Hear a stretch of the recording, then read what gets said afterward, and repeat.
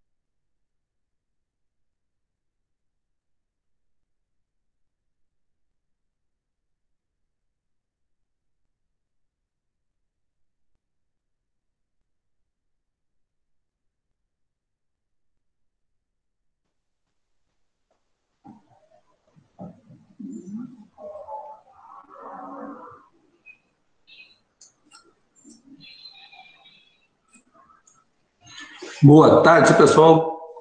Espero que estejam tudo bem com vocês e seus familiares.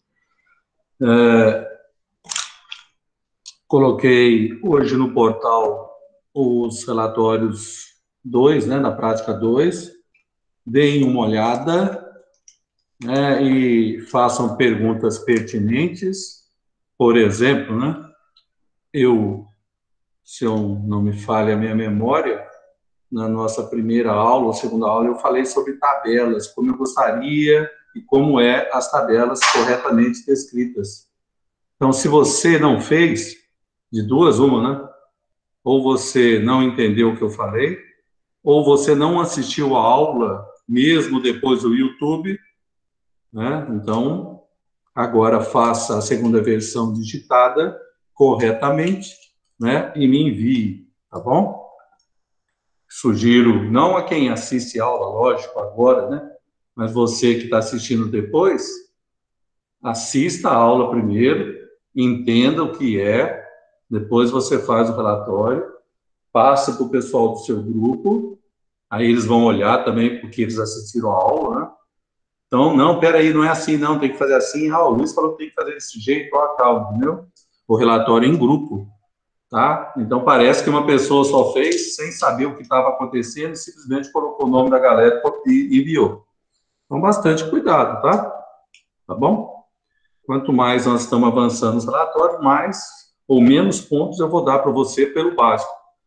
Se você chegar lá no último relatório e não souber fazer uma tabela, então aí não tem direito a ponto nenhum, né? Porque é o básico que nós estamos repetindo, falando de casas decimais, de unidades, de tabela, né? De cálculos. Então, tudo isso, as aulas servem para isso. Hoje,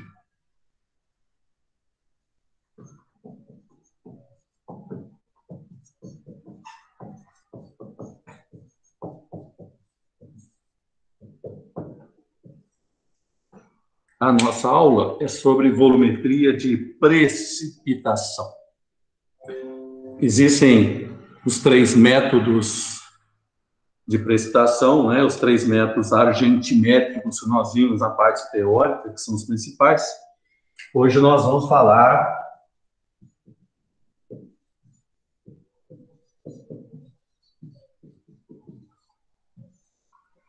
do método de Mohr.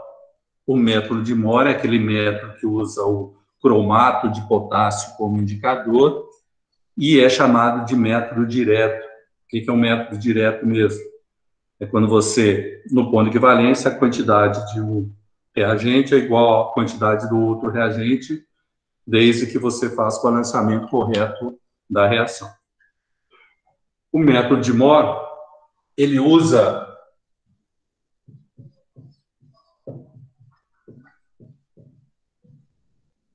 uma solução padrão de nitrato de prata. Nitrato de prata.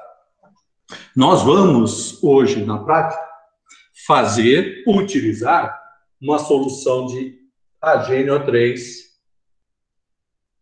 E aí que vem a parte que é principal. O HNO3, ele não é um padrão primário. Então, eu tenho que padronizar essa solução. Eu tenho que padronizar. Eu não posso simplesmente preparar, pesar a partir da estequiometria, da fórmula da concentração que nós já conhecemos e utilizar. Não, nós não podemos. Nós temos que padronizar essa solução. Para padronizar a solução, eu uso o reagente cloreto de sódio, mais comum no laboratório, um padrão primário que bem seco, bem puro. Então, eu posso usar o NaCl como padrão primário. Só que tem um detalhe.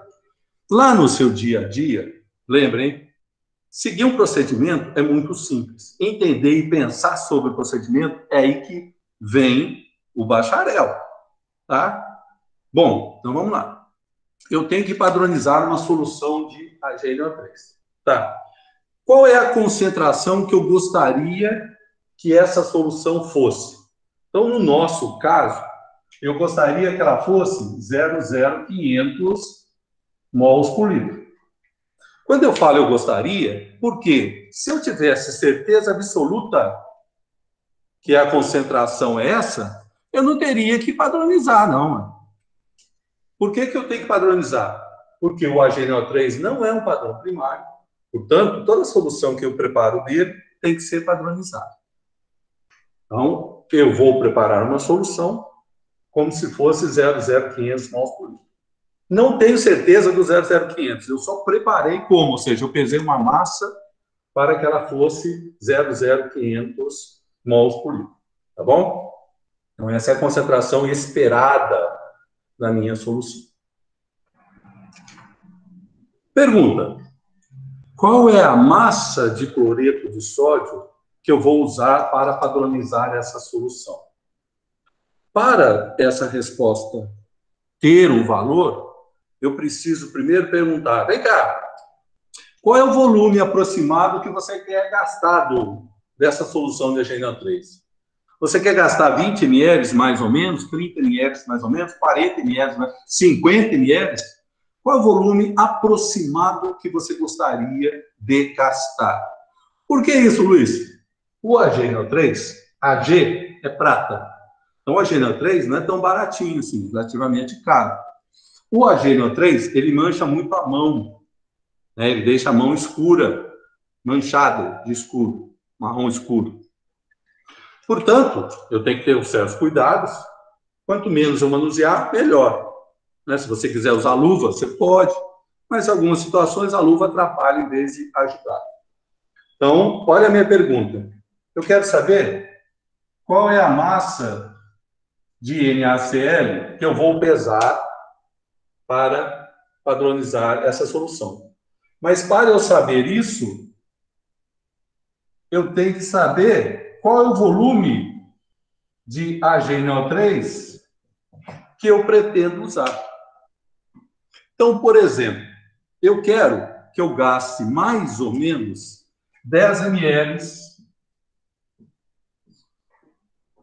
desta solução aqui, ó. Então, eu quero gastar em torno de 10 ml dessa solução. Como é que eu faço esse cálculo, então? Ó, no ponto de equivalência, já sei que nós já estudamos isso, tá? Então, não é a primeira vez que você vê isso, nós já estudamos. No ponto de equivalência, a quantidade de HNO3 é igual à quantidade de NaCl.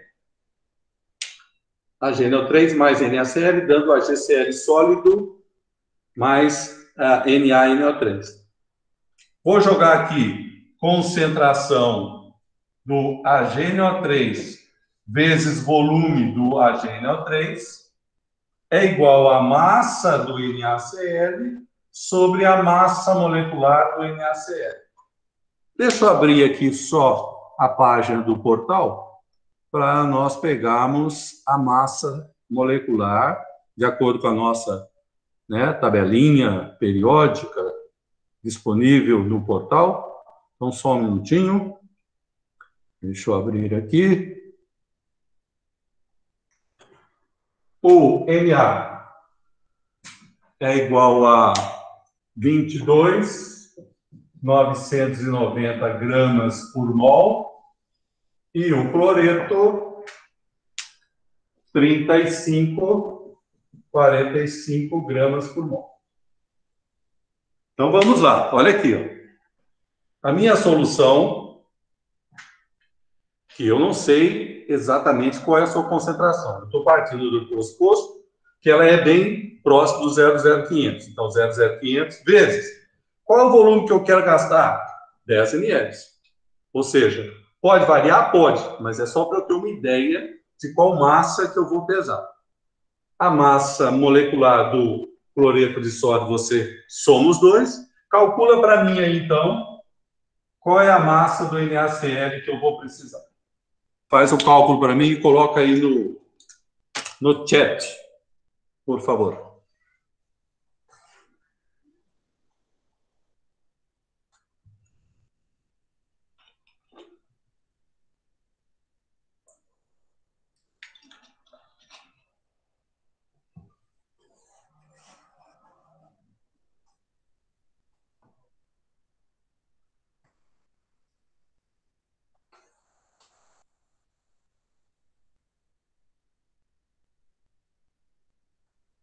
Coloca o sim no chat para mim, todo mundo que está assistindo a aula aí, vai, agora. Coloca um oi aí, ó. Oi, oi, oi. Todo mundo que está assistindo, coloca um oi aí.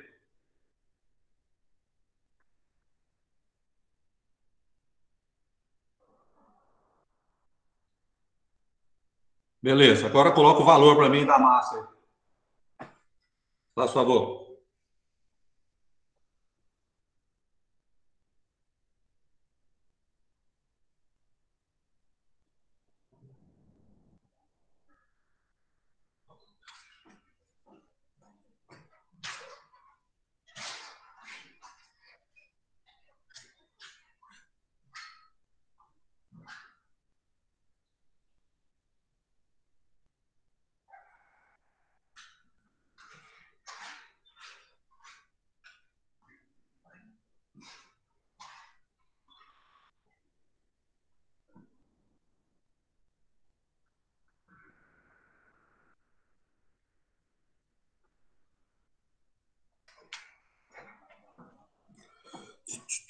0029, 0029.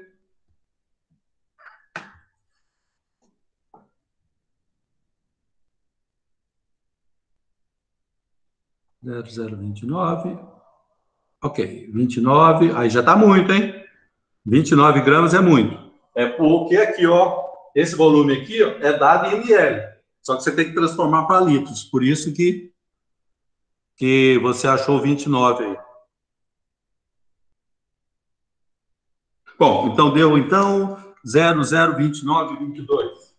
002922.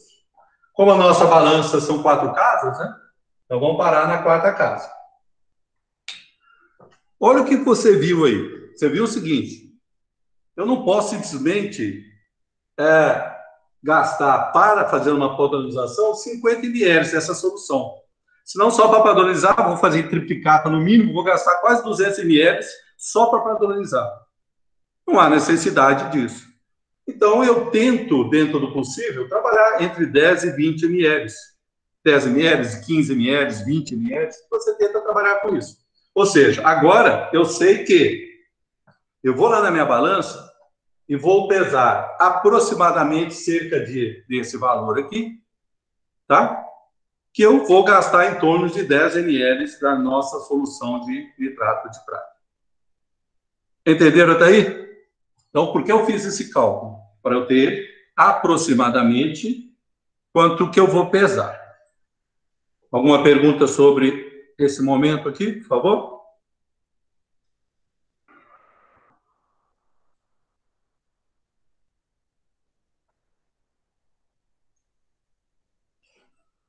Beleza. Então tá. Só que é o seguinte, né? Se eu fosse na minha balança e pesasse exatamente isso, aí você ia falar para mim, ah, a Luiz está fazendo uma marmelada lá no laboratório. Não fez, não. Então, olha o que eu fiz, então, hein? Deixa eu apagar aqui o quadro, hein? Vou apagar aqui o quadro.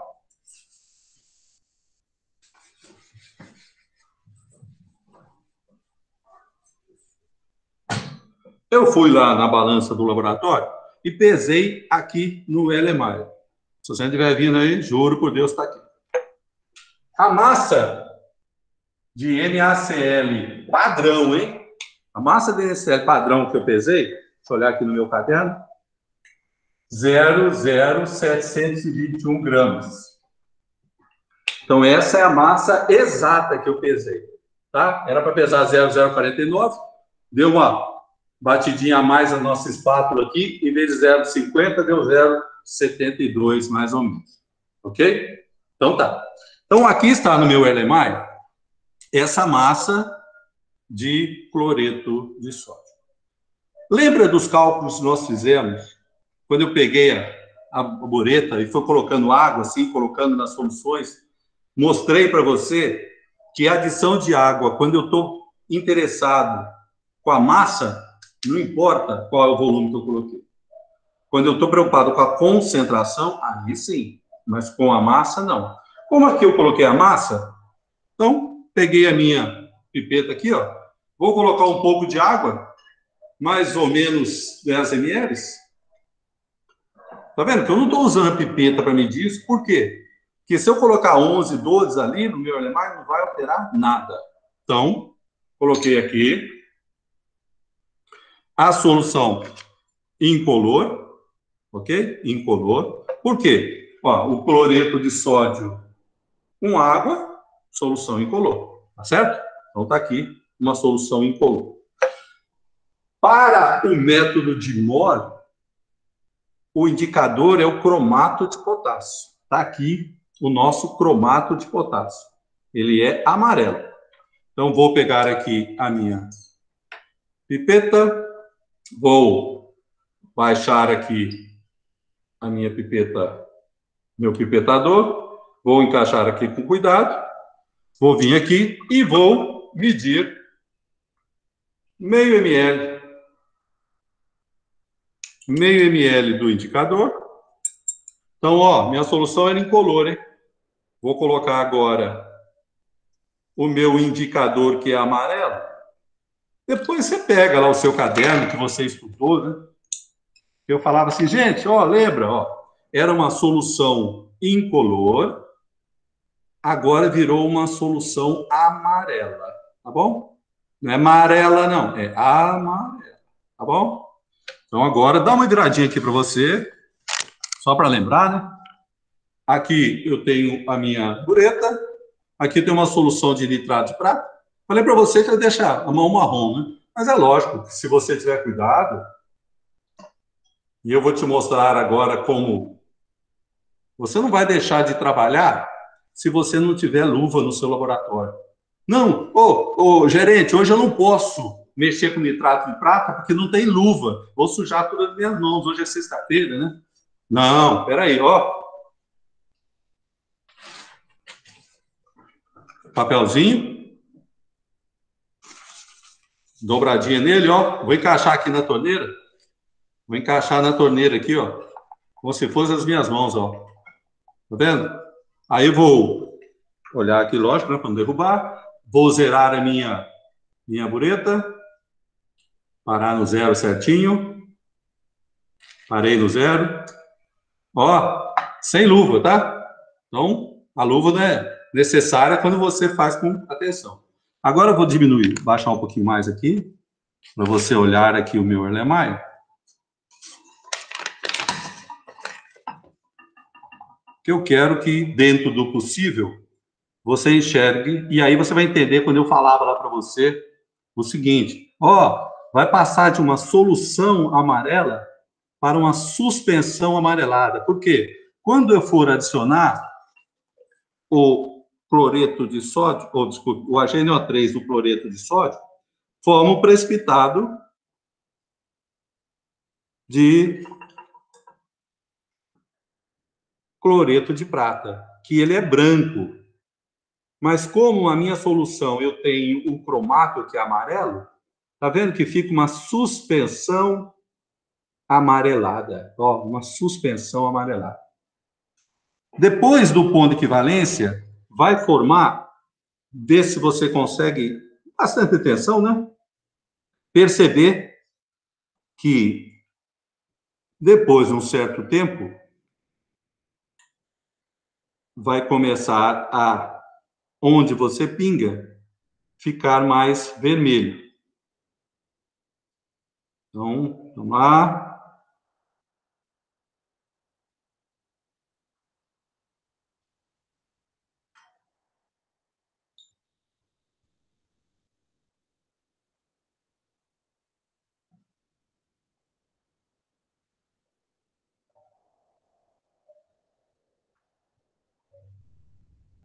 Ele ainda está uma suspensão amarelada.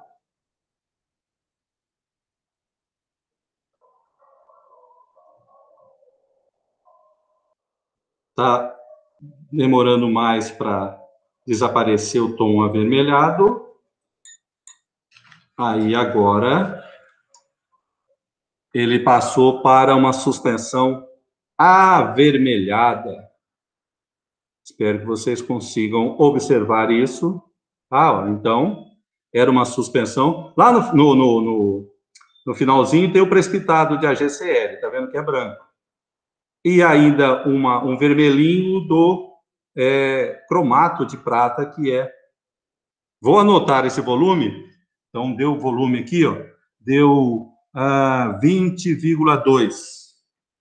20,2. E aí, eu vou continuar aqui só para você ver o tom, tá? Ó, só para você ver o tom.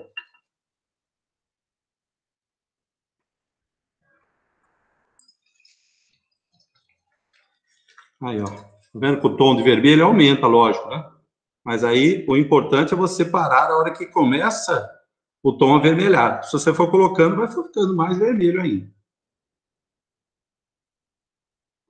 Ok? Então, vamos voltar aqui. Então, esse é o famoso método de Moore, né? Que você faz. Ele passa de uma solução, primeiro, uma solução incolor, depois você coloca o cromato, fica uma solução amarelada, começa a pôr o HNO3, forma uma suspensão amarelada, porque o HCl é branco, depois passa uma suspensão avermelhada, porque o Ag2CrO4, que é o cromato de prata, é vermelho. Então, eu gastei aqui um volume de HNO3 de 20,20 ml. Agora, o que eu estou fazendo?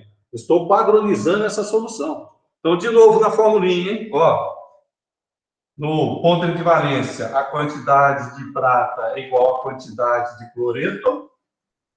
Concentração de HNO3 vezes volume de HNO3 é igual massa do NaCl, massa molecular do NaCl. Volume de HNO3 eu tenho, massa do NaCl eu tenho e massa molecular do NaCl eu tenho. Então, determina para mim aí, por favor, qual é a concentração exata dessa solução de prata. Por favor.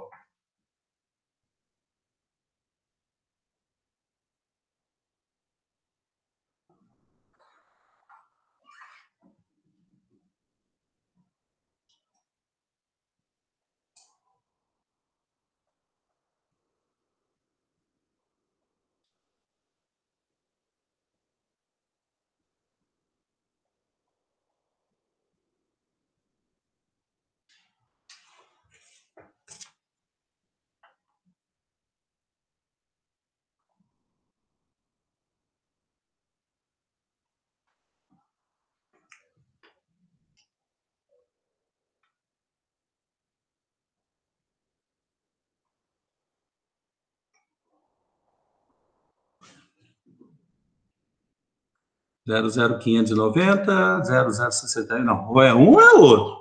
00590, 0061 está diferente. Olha aí. Você faz para mim aí, ô Pedro, faz favor. 00590, 0061. Então, 00590, não, Rita, faz a conta de novo. 00611. Isso, 3 casos depois do último zero.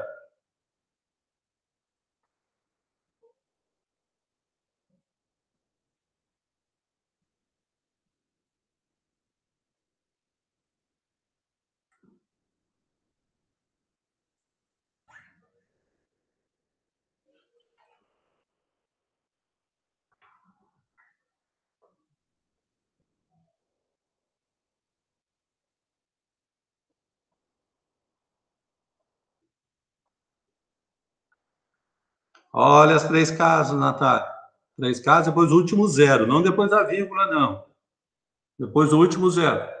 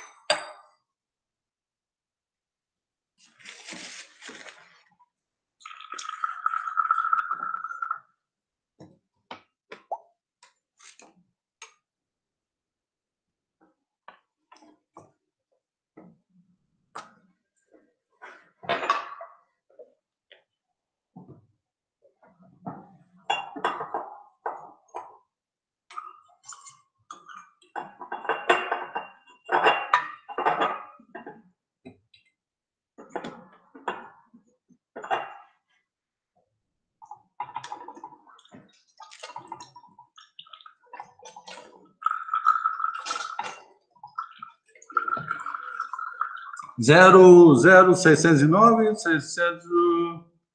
Vocês estão usando a massa molecular aqui ou estão arredondando, hein? Olha. Tem que usar a massa molecular de acordo com o dado, hein? Não vai arredondar para 35,5 e 23, não, hein? Olha. 0,0611, então?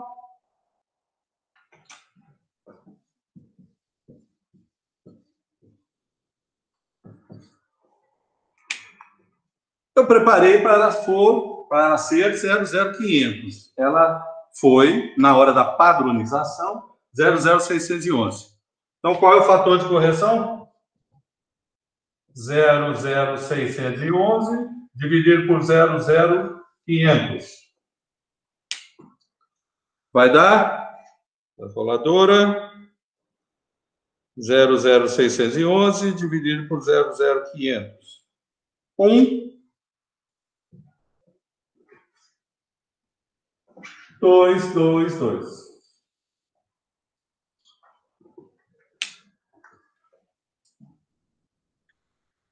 O que significa isso, né, gente? Olha, o que significa isso? A partir de agora, toda vez que eu for escrever, enquanto eu não padronizar novamente essa solução, toda vez que eu for escrever,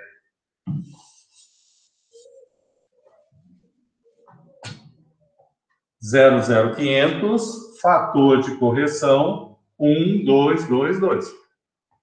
Eu não coloco que a concentração é 0,0611.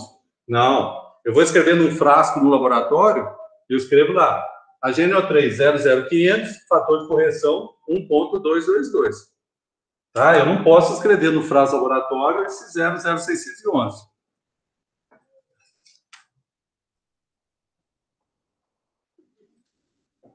Tá? Entenderam, né? Não posso, não. Ok? Perguntas aí?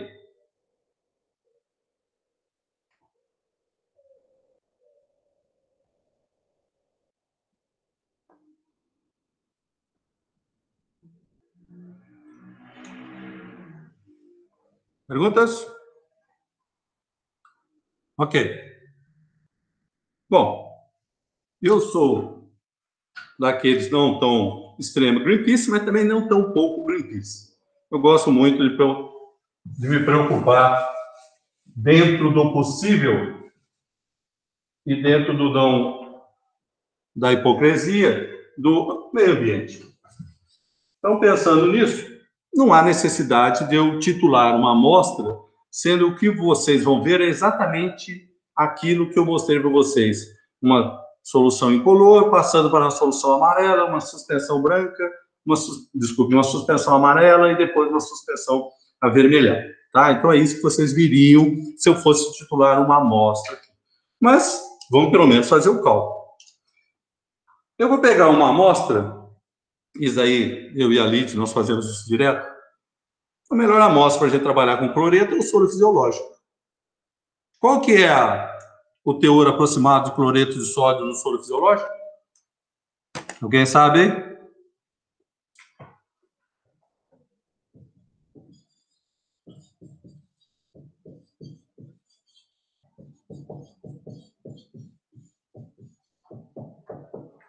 Alguém sabe? 0,1? Quem dá mais, quem dá menos? Ah, gente, vocês estão com a internet aí, por favor, né? Ou senão vai lá na farmácia, olha lá e volta e fala comigo. Só não pode parar na pracinha, né? Conversar com as pessoas. Quanto que é o soro fisiológico? Quantos por cento? Ah, 0,9, né? 0,9% o quê? 0,9% o quê? Cadê a unidade? Ah, massa por volume, né? O que significa isso mesmo? Que, teoricamente, o soro fisiológico tem 0,9 gramas, ou seja, percentual peso volume. O que significa isso? 0,9 gramas para cada 100 ml. Então, essa é a padronização, né, do soro fisiológico. Quando você compra na farmácia, ele vem nesse percentual aí. Bom, eu não posso pegar diretamente o soro fisiológico, porque senão eu vou gastar demais o nitrato de prata. E eu não posso fazer isso. Cada vez que eu faço uma titulação, gera resíduo de prata. Então, eu não posso ficar fazendo assim, não, de gastar ao bel prazer o nitrato de prata, além de ser caro para minha empresa, né? Não posso. Então, o que eu vou fazer? Ó, eu abri um frasco de soro fisiológico. Então, aqui está o meu. Ah, eu escrevi VI, ninguém falou nada, né? É aqui, né? Soro fisiológico.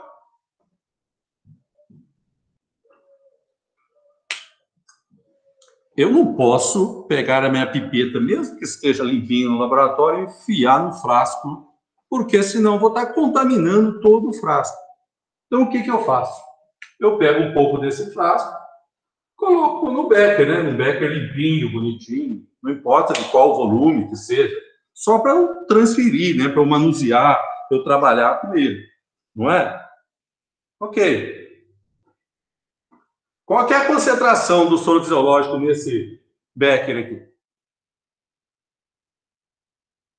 A mesma, né? Eu coloquei água aqui? Não, então a concentração aqui e aqui é exatamente a mesma. Bom, agora sim, eu vou pegar uma pipetinha bonitinha. Vou pegar uma pipeta aqui, ó, de 20 ml. Uma pipeta, né? Com a meu pipetador automático. Vou transferir para um balão volumétrico fiz a continha aqui, de 50 ml.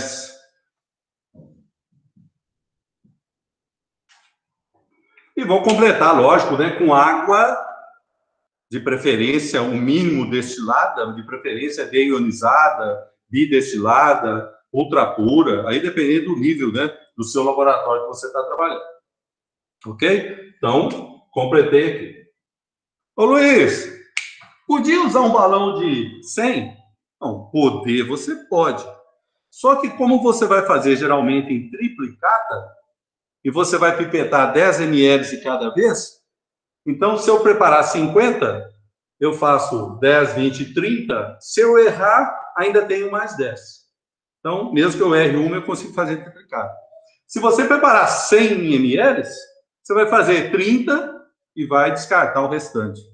Então, gera resíduo, gasta tempo, gasta dinheiro do seu laboratório. Então, pense, não é simplesmente, por que 50? Não pode ser 100? Pode, desde que você pense quanto você vai gastar.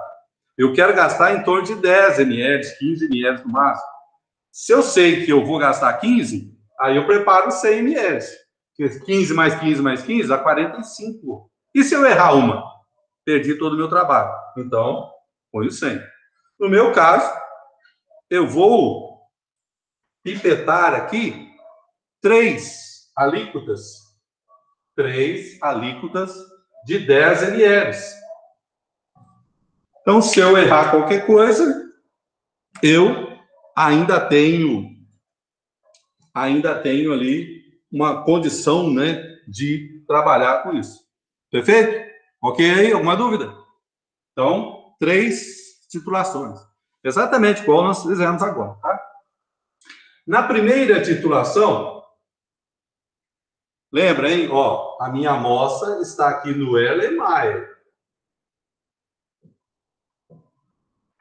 Aqui está o HNO3.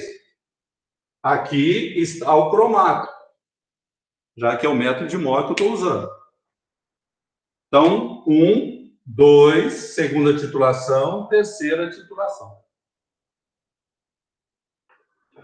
Vamos supor, né? Aí estou colocando os valores para você.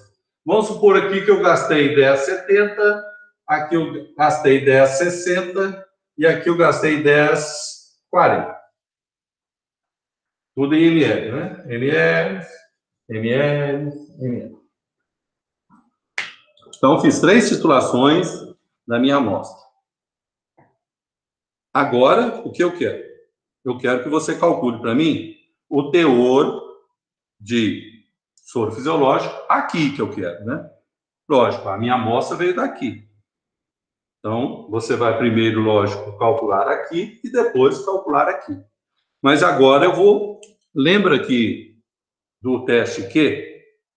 Né? Falar, teste Q tem aquelas variações, né? Que você tem que tomar bastante cuidado, se o seu número tal, tal. Aí o que que acontece? Presta atenção. Quando você titula, quando você está titulando, e você está gastando, olha aqui, ó, três vezes o mesmo volume e os seus resultados têm uma variação menor que 0,2, ou seja, daqui para cá tem 0,1, daqui para cá tem 0,2, ou seja, não passou, não é 0,3, não é 0,4. Então, presta atenção. Eu estou tirando do mesmo lugar, estou tirando o mesmo volume. Portanto, aqui eu posso fazer a média do volume. Aqui eu posso fazer a média do volume. Então, você vai fazer a média do volume aqui para fazer os cálculos. Lá, na média das cinzas, no teor de umidade, lá você não podia fazer a média das massas. Não pode. Por que não pode? Porque massa, gente, o meu cadinho pode ter um cadinho que pese 50 e o outro que pese 30.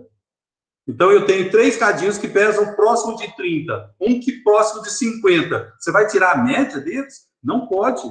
Então, você tem que pensar, olha com o que você está trabalhando. Por isso, quando eu trabalho com teores que envolvem massa, eu sempre calculo o teste Q do final, ou seja, do percentual final. Que eu possa ter uma massa de 5 gramas que eu fiz, a outra massa de 1 grama que eu fiz. Ué, se eu tirar a média, vai dar 3. Não, pode ser que o teor, mesmo sendo 5 gramas, o teor dê 1%. O outro sendo 1 grama, sendo 1%. Então, eu não posso. Quando eu trabalho com massa, eu não posso. Ok? Então, se aqui eu tivesse, em vez de pegado aqui, colocado 3 vezes o 10, se eu tivesse pesado, aí eu não posso tirar a média do volume. Aí eu tenho que fazer todos os cálculos e, no final, tirar o teor. Então, vamos lá. Qual que é a média do volume?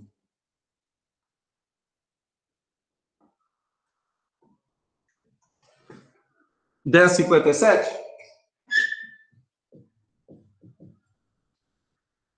Então, de novo aqui, pagar aqui. Concentração do HNO3 vezes volume do HNO3 é igual massa do NaCl dividido pela massa molecular do NaCl. Ô Luiz, por que você não colocou concentração volume aqui? Ah, eu quero teor em massa. Para que eu vou achar concentração? Vou só fazer mais contas, não preciso. Ué, eu vou direto na massa. Então faz para mim aí. Qual é a massa do NaCl? Presta atenção, você titulou, não foi 10 ml? Então, qual é a massa desse em 10 ml aqui para mim?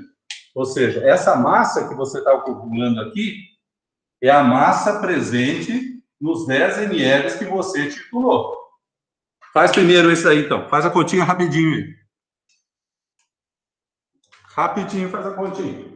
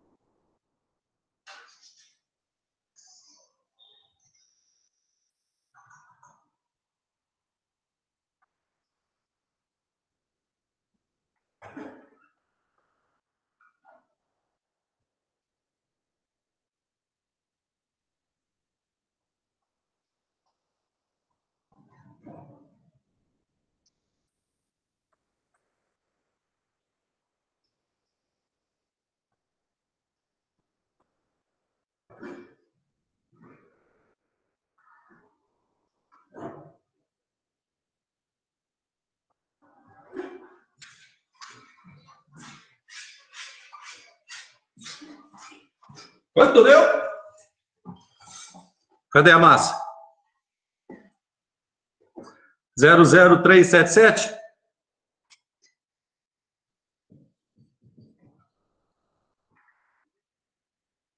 Bom, ninguém colocou outro, então... Olha aqui. Essa massa é o que está em 10. Da onde veio esse 10? Veio desse daqui, não foi? Ó, não foi? Então, se em 10, lá do Erlenmeyer, aqui é do Erlenmeyer, tem 00377 gramas, nos 50 ml, que é o balão, tem X. Vou fazer a continha aqui. Vocês conferem para mim. 50 vezes 00377 dividido por 10. 01885 gramas. Confere.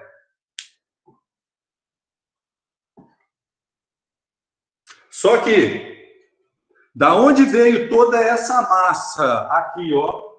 Não veio desses 20 ml?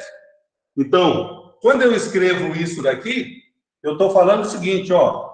Toda a massa que veio no 50 veio desse 20 aqui, ó.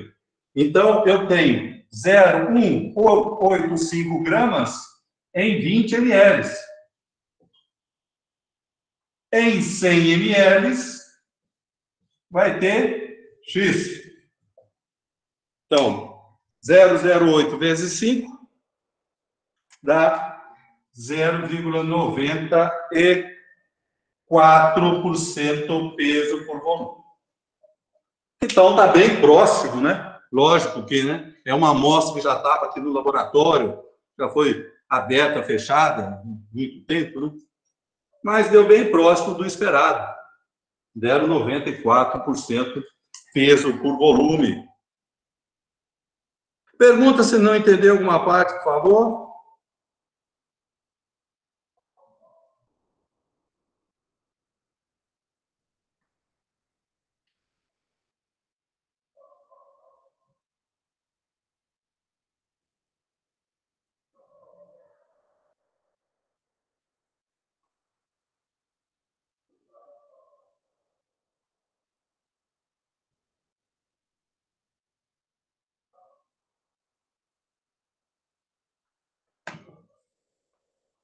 Qual o volume usou? Não, peraí.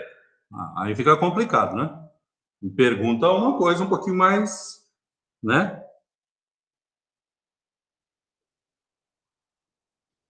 Aqui, né? Ó. Aqui, ó, a média. Essa média de quê? É do AgNO3, ó. Então, aqui, concentração do AgNO3 vezes volume do AgNO3 em litros, massa molecular do AgNO3. Aí a massa do NaCl. O que você determinou essa massa é aqui nesse balãozinho que você tirou, né? Ó. Nesse balãozinho não, né? No Erlenmeyer que você usou lá, 10 ml pipetado para o Erlenmeyer. Então, por isso que esse cálculo aqui é em 10. Da onde veio esse 10? Veio do 50. Então, você fez de novo uma continha aqui, passando do 10 para o 50.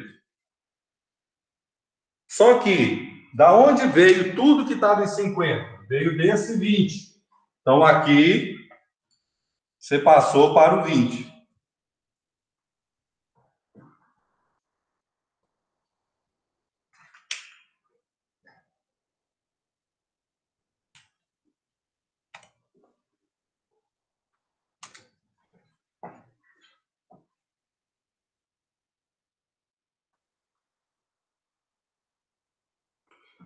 De novo, né? Preste bastante atenção.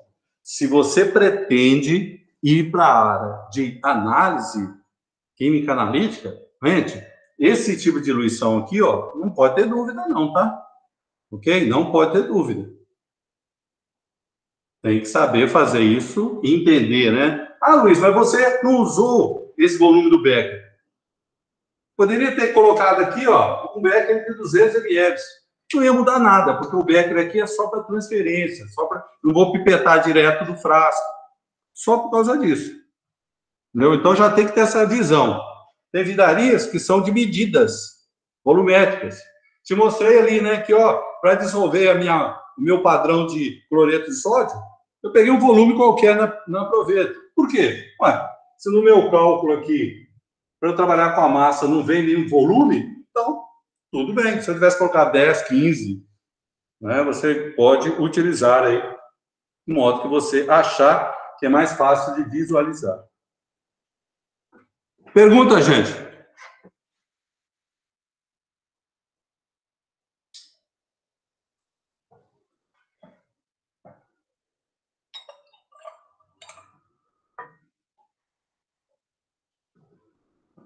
Ó, que bom, então, né, que está todo mundo entendendo. Que joia. Todo mundo está entendendo. Bom, então esse é o método de Mohr, tá? Utilizado para análise de cloretos, brometos, iodetos, principalmente para cloreto, né?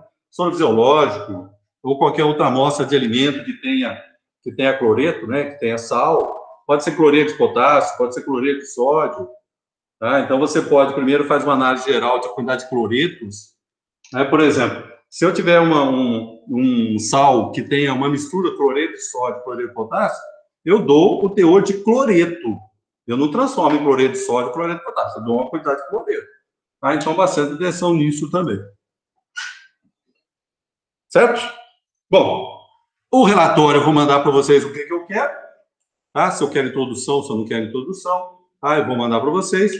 E você que não está assistindo aula direto, que vai assistir o vídeo depois, muita atenção quando você for fazer o relatório, tá? Muita atenção na quantidade de casas decimais, na quantidade de unidades que você tem que colocar. Entenda bem o porquê que aqui eu tirei a média do volume, porque eu posso tirar, porque eu não estou trabalhando com massa, tá? Estou trabalhando com volumes iguais, são 3 repetições de 10 ml. Vamos supor que eu vou assim, não, eu quero uma de 10, uma de 20, uma de 30. Então, eu não posso tirar a média do volume. Né? Porque quando é 10, 20 e 30, a média vai dar 20, perfeito. Mas se eu tiver uma de 10 e duas de 20, aí a média não vai ser 30. Então, tem que tomar bastante cuidado. Quando é repetitivo, aí eu posso tirar a média do volume. Se não for, não posso tirar a média do volume. Tá bom, pessoal? Então, vamos parando por aqui, tá? Uma boa sexta e restante da semana para vocês. Fiquem atentos aos relatórios, que eu estou tentando corrigir. Ah, já saiu o segundo hoje, eu espero que semana que vem já deve sair o terceiro e o quarto também. Tá bom? Então, bom cuidados aí a você e seus familiares. Luiz. Oi? Deixa eu te fazer uma pergunta. Esse trabalho que você postou agora é para ser completo? Porque eu estou fazendo confusão, qual que é completo, qual não é? Não, eu sempre falo para vocês. Lá, eu pedi lá só a tabela, né? Então, eu sempre vou falar para você, ó, esse, né, vai estar escrito lá, introdução, papapá, tá bom? Tá. O anterior a esse também era completo ou não? Não, toda vez que tiver lá só, por exemplo, tabelas, tal... Objetivo, e é só o que você está pedindo, né? Exatamente. Não, então tá bom. Aliviou, obrigada, achei que era completo. Lembra, hein? Primeira versão manual, segunda versão digitada. Tá? Não, tudo bem, obrigado. Falou. De novo, hein? Se você perdeu um tempo e mandou por e-mail, pode ser que eu não tenha corrigido ainda, tá? Porque eu vou baixando os e-mails e depois eu corrijo todo, tá? Então, calma aí, tá? Vou corrigir sim. Bom, só que eu não vou corrigir no mesmo momento que eu receber seu e-mail, né? Eu coloco numa ordem de fila, aí eu vou corrigir. Tá bom? Pode falar, Kevin. Ou pode escrever. Ô, Luiz, eu vou falar, então. O que acontece? No relatório que a gente fez, esse último, o teor dele tá dando, assim, bem diferente, porque você até falou na aula hoje, né, que diferença que pode dar. Só que teve uns que ficou, assim, um valor um pouco distante. E aí a gente ficou meio em dúvida. Eu falei assim, será que isso tem que estar certo? Será que tá alguma coisa errada? Não tem problema, não. Desde que as suas contas estejam certas, o teor pouco importa. Agora, se a conta estiver errada, porque tem 2 motivos, né? Tem um motivo que simplesmente um valor lá está discrepante, Então, se você olhar, eu tenho 2 teores de 100% e o outro 150%, aí não é questão de TSQ, questão de simplesmente bom senso. Eu tenho 2 de 100 e um de 150, não, vou sumir com esse 150, tá? É um erro qualquer aí, tá? Então, eu tenho isso aí que tem que ter atenção. Se o cálculo estiver correto, se eu tiver meia dúzia, aí eu uso o TSQ para ver se, né, se tem algum que eu possa ou não desprezar. Agora, se eu tenho 2, 3 resultados, aí é só por lógica mesmo. Ó, meu cálculo está certo, então, não, esse resultado aqui está fora. A mesma coisa aqui, né? Eu achei que 10,70, 10,60, vamos supor que eu achei 15 aqui. Então, pô, se eu tirei aqui o mesmo 10 metros, é porque está ali, alguma coisa foi feita errado, então ele tem que ser descartado. Entendi. Eu vou até refazer as contas depois. E outra coisa, a gente tem que calcular a média do teor também, né? No final, ou não precisa? Lembra o seguinte, ó, é sempre uma amostra que você está trabalhando. Não existe 4 teores numa amostra. Pô, é igual aqui, ó. Eu analisei uma amostra de soro. Ué, esse 0,94 é da amostra que eu analisei. Se eu fizer cálculo aqui, ó, achar 3 teores, ué, mas eu estou trabalhando com uma amostra só. Não pode ter 3 teores. Só é uma amostra, um teor. Agora, como chegar a esse teor? Aí eu tenho que ver se eu vou desprezar, se eu vou tirar a média. Aí sim, né? Mas é sempre uma amostra. Ah, tá. Não é porque lá tem, acho que é laranjado de metila e a fenolftaleína, entendeu? Aí... Sim, mas é uma amostra. É uma amostra com 2 indicadores. É uma amostra. Não só pode ter um resultado. É uma amostra. Eu posso analisar com 10 indicadores, mas é uma amostra. Uma amostra, um teor. Agora, se você vai desprezar ou não para chegar nele, é isso que você tem que procurar, né? Igual o que eu falei para você. Se tem algum valor aqui que eu tenho que desprezar, se eu consigo olhar e perceber, senão tem que calcular o teor para ver. Não, está errado. Tem que desprezar ele, não posso usar, não. Então, por isso que o relatório em grupo, para que as pessoas escutam. Ô, gente, ó, tá vendo? Cheguei até aqui, e aí? Como é que isso funciona? Né? Uma pessoa faz, manda para as pessoas que nem procuram, nem estudam, nada, aí fica complicado. Então, o relatório é para uma pessoa organizar, mas é para 3, 4 pessoas fazer o relatório. Então, eu estou resolvendo perguntas, por exemplo, que está muito claro que a pessoa não assistiu a aula, né, e está mandando uma pergunta que o grupo já conseguia responder. Garanto para vocês que alguém do grupo saberia responder.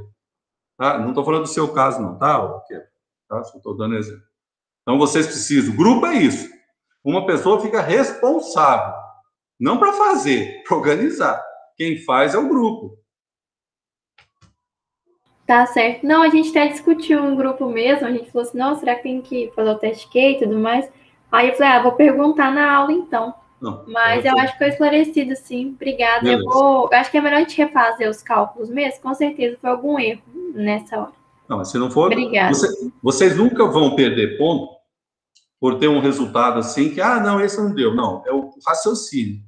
Né? Se der um de 10%, o outro deu 12%, o outro deu 30%, então vocês não... Peraí, gente, tá claro que esse 30% tem alguma coisa errada. Então, some com ele, trabalha só com o outro. Então, é isso que eu quero, vocês peguem o resultado e vejam, vamos poder usar o TSQ? Vamos usar o TSQ. Não podemos usar? Então vamos na lógica. Né? Você não vai chegar no seu gerente com 10, 12, 30. É isso, não pode não, né? Tá bom, obrigada, tá bom? Viu? Até então, semana que vem. Tchau, tchau. Até mais. Falou, gente. Então, até a próxima.